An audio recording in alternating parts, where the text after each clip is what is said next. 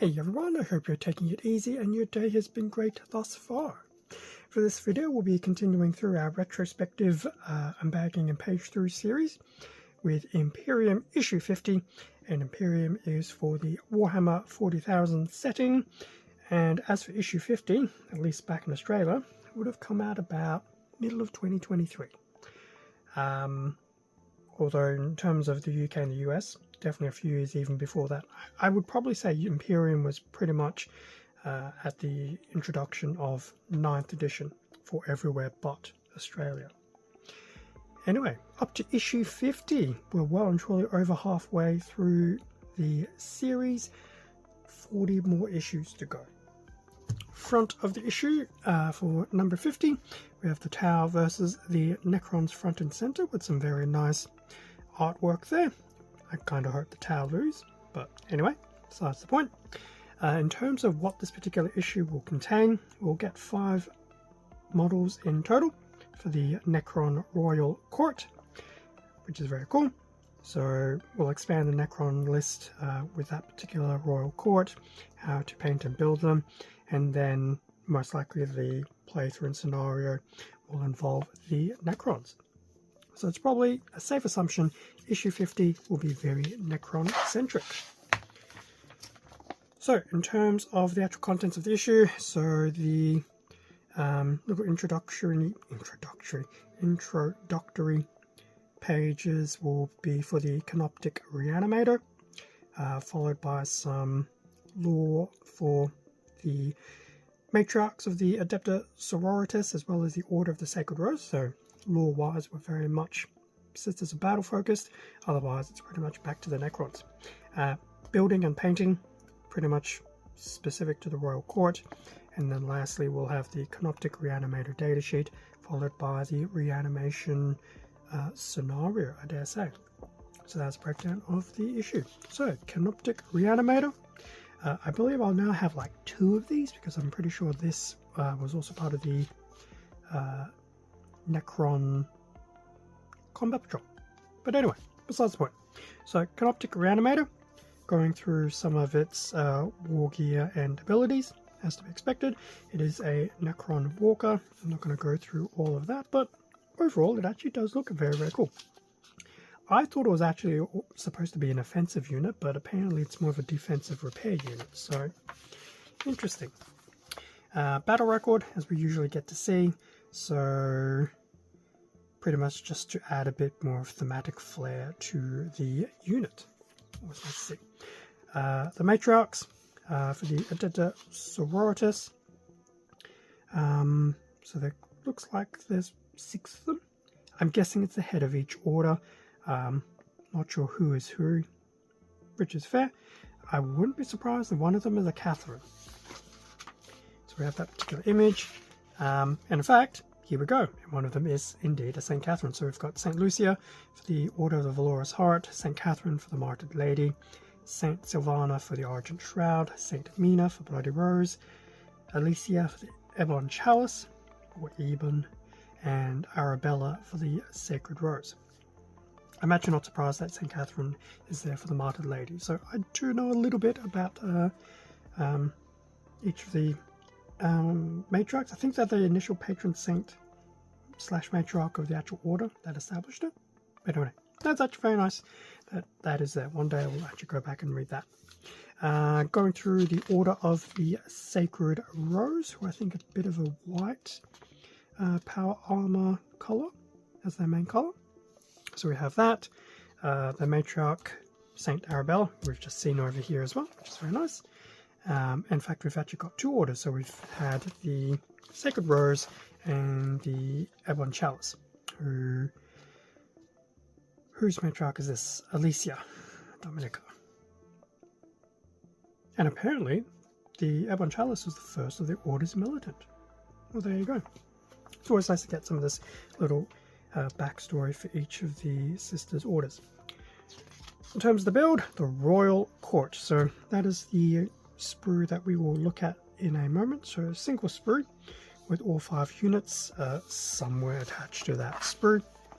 So the first unit off the sprue will be the Skorpekh Lord, which is cool. So it's always nice to see that. So that's pretty much all the steps required to build the Skorpekh Lord. How to build the Plasmancer?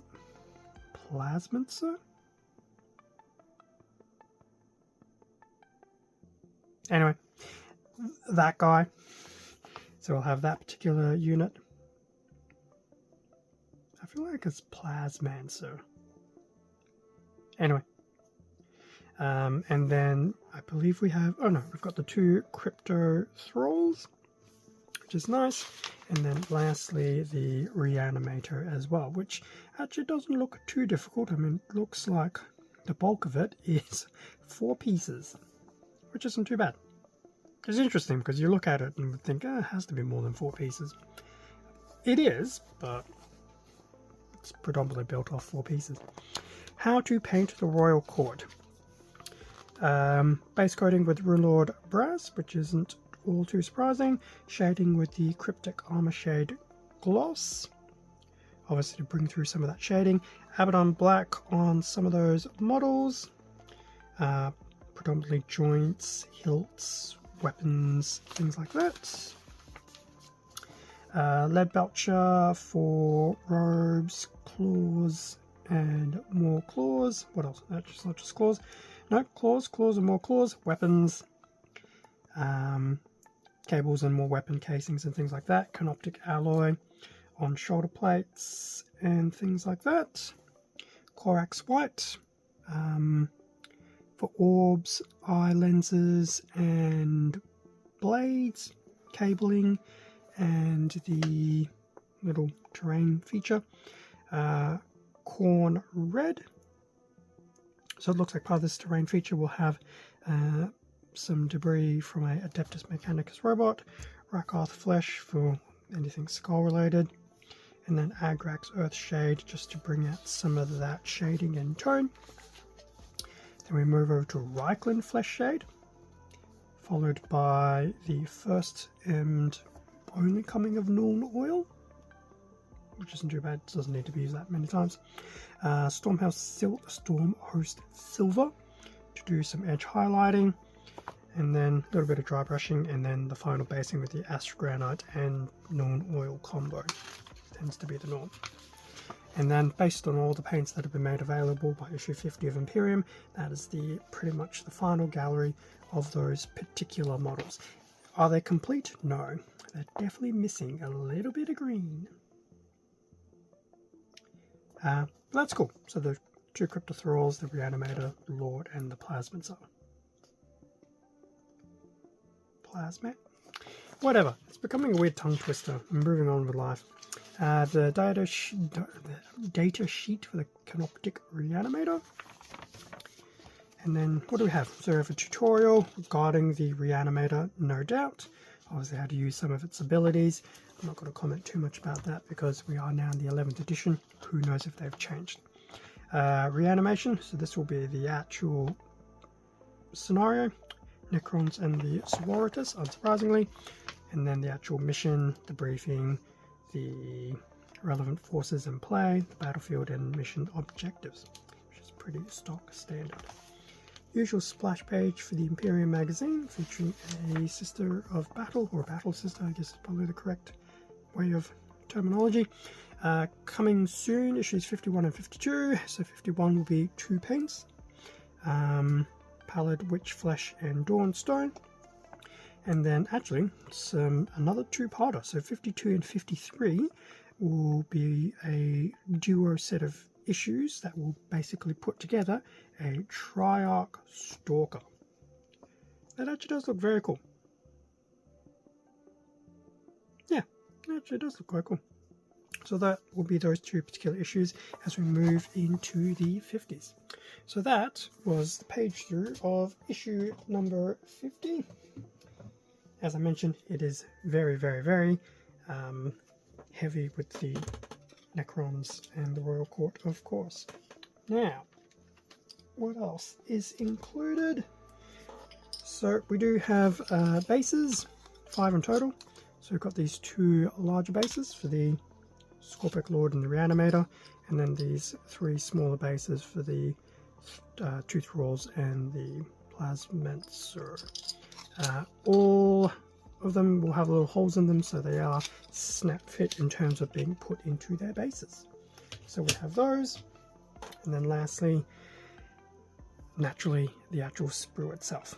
So interesting to see where everything has been cobbled together.